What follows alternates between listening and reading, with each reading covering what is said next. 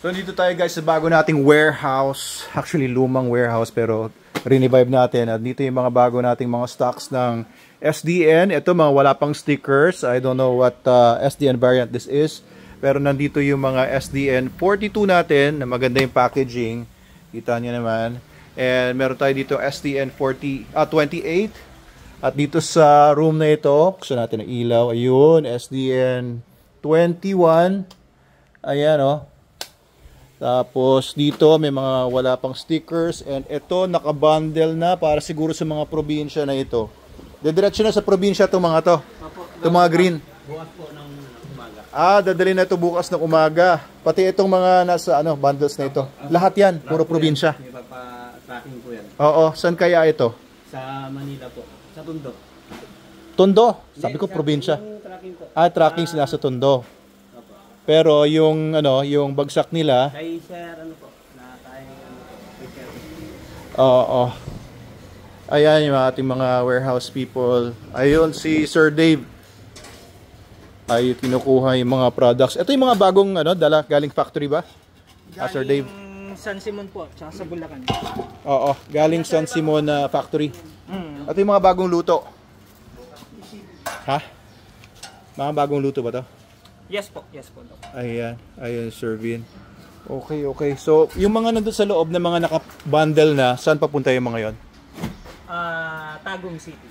Tagum City sa Davao. Davao. Ay, ayos. Oo, kila Doc J. Bon. Yung dadalhin bukas.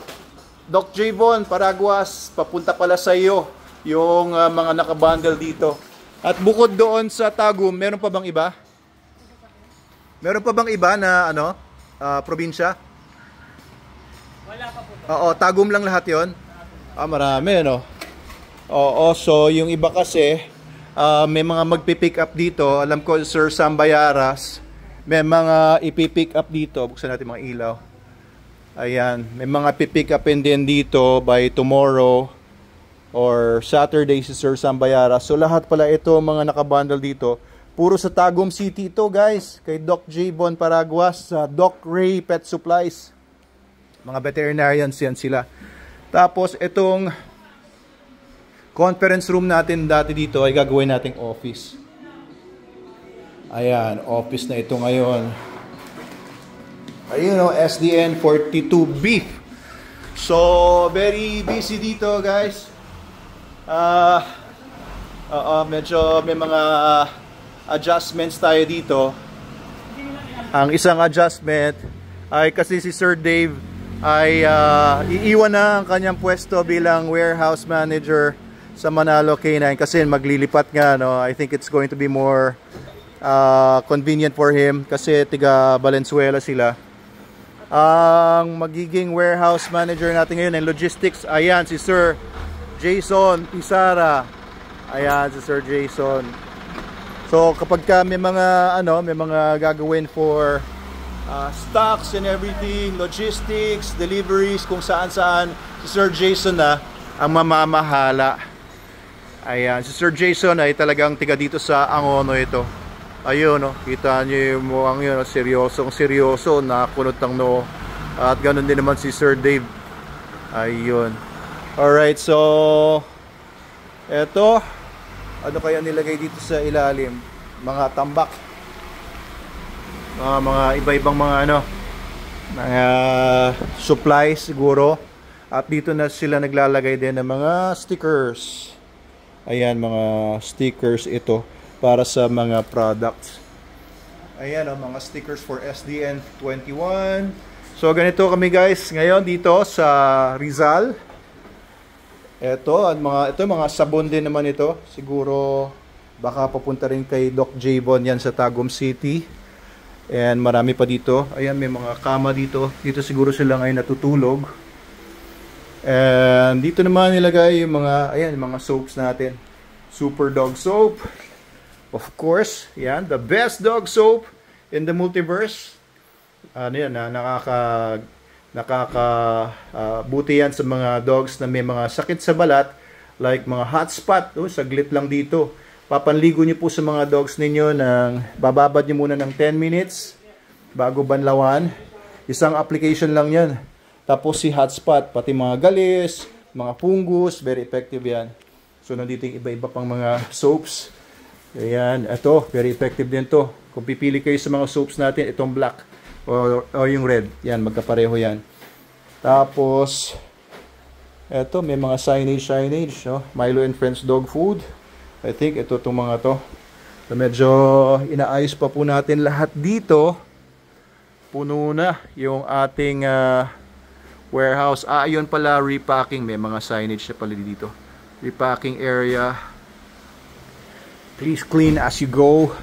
So, kapag naubos pa yung space dun sa loob, pinapa-close ko ito para ito pwede rin gawing tambakan sa labas.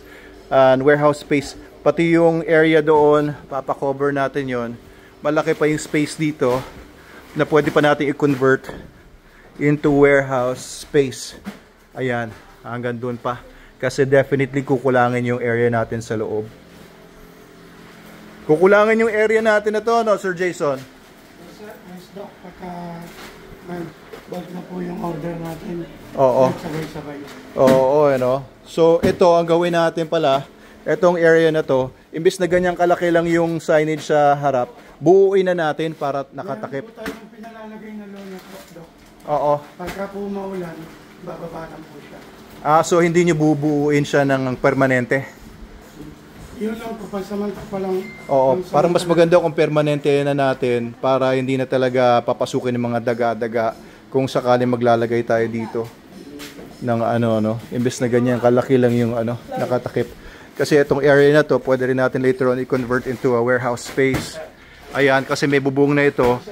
Although open pa siya, open pa yung mga areas na yan, pwedeng takpan natin yan unti-unti. Kasi definitely, this space is not enough. Ayun. Alright. Yan ang ilan sa mga kaganapan. Very busy dito sa Manalo Canine Warehouse. Yung aming warehouse sa La Calzada, sa San Rafael, Bulacan, ay i-give up na namin at kailangan i-repair yata. Ibebenta na yata ng may-ari. Bebenta na ng may-ari, no? Nila Sir Ken, yung warehouse natin doon. Ibibenta daw. Magkano kaya niya binibenta yun? Kung idea to. Ang idea. Parang nasa. Oo. 30 na. Oo. Sige, so itong mga... Saan naman dadalhin yung mga yan? Yan lang po. Ay, kay Sir Greg. Kay Sir Greg. SDN Angono. Ayan, mga orders pala ni Sir Greg. Ano pang saan pa dadalhin yung mga ibang mga stocks natin dyan? Ito lang daw, dito lang. Kay Sir Greg yan. Ay, yung mga nasa loob, wala pang may-aring iba. Wala pa po, pero kay Besa. Kay Ma'am Norlyn Besa. Sa Bulacan naman, SDN Bulacan yung iba pala doon.